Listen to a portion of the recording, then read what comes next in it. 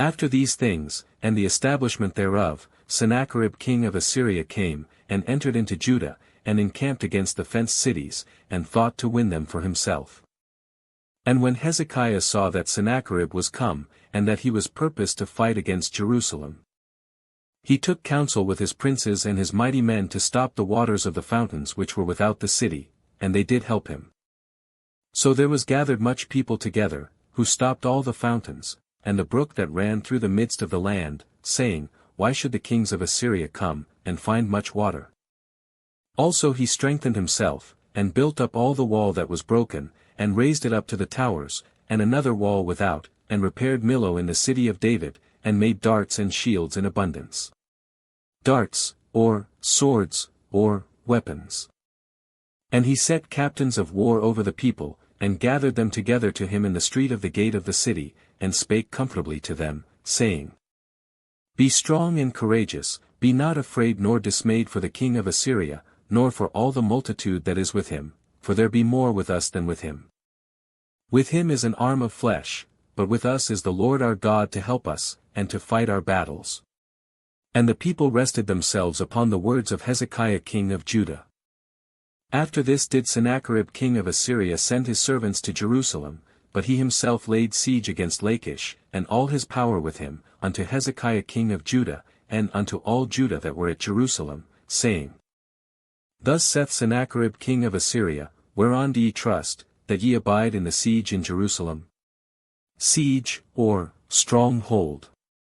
Doth not Hezekiah persuade you to give over yourselves to die by famine and by thirst, saying, The Lord our God shall deliver us out of the hand of the king of Assyria?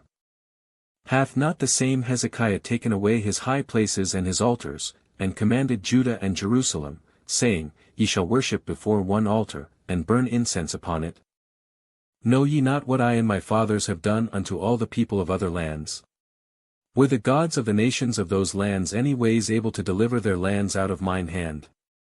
Who was there among all the gods of those nations that my fathers utterly destroyed, that could deliver his people out of mine hand, that your God should be able to deliver you out of mine hand?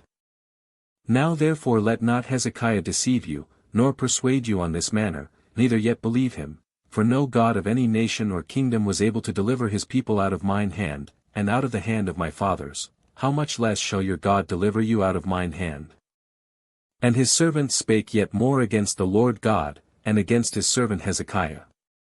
He wrote also letters to rail on the Lord God of Israel, and to speak against him, saying, As the gods of the nations of other lands have not delivered their people out of mine hand, so shall not the God of Hezekiah deliver his people out of mine hand.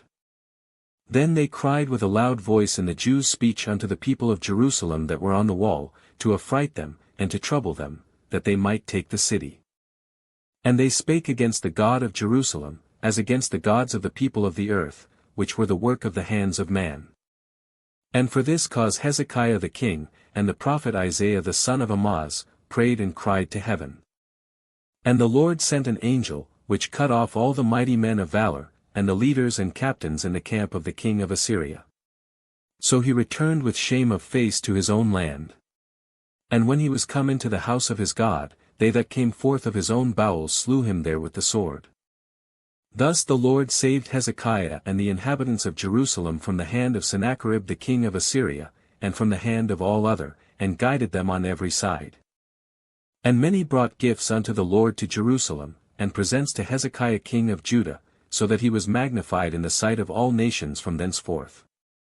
In those days Hezekiah was sick to the death, and prayed unto the Lord, and he spake unto him, and he gave him a sign. Gave, or wrought a miracle for him.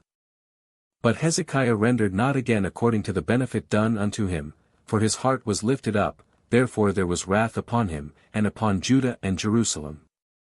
Notwithstanding Hezekiah humbled himself for the pride of his heart, both he and the inhabitants of Jerusalem, so that the wrath of the Lord came not upon them in the days of Hezekiah. And Hezekiah had exceeding much riches and honor, and he made himself treasuries for silver, and for gold, and for precious stones, and for spices, and for shields, and for all manner of pleasant jewels. Storehouses also for the increase of corn, and wine, and oil, and stalls for all manner of beasts, and coats for flocks. Moreover he provided him cities, and possessions of flocks and herds in abundance, for God had given him substance very much. This same Hezekiah also stopped the upper watercourse of Gihon, and brought it straight down to the west side of the city of David. And Hezekiah prospered in all his works. Howbeit in the business of the ambassadors of the princes of Babylon, who sent unto him to inquire of the wonder that was done in the land, God left him, to try him, that he might know all that was in his heart. Now the rest of the acts of Hezekiah, and his goodness, behold, they are written in the vision of Isaiah the prophet, the son of Amoz, and in the book of the kings of Judah and Israel. And Hezekiah slept with his fathers, and they buried him in the chiefest of the sepulchres of the sons of David, and all Judah and the inhabitants of Jerusalem did him honor at his death. And Manasseh his son reigned in his stead. Chiefest, or highest.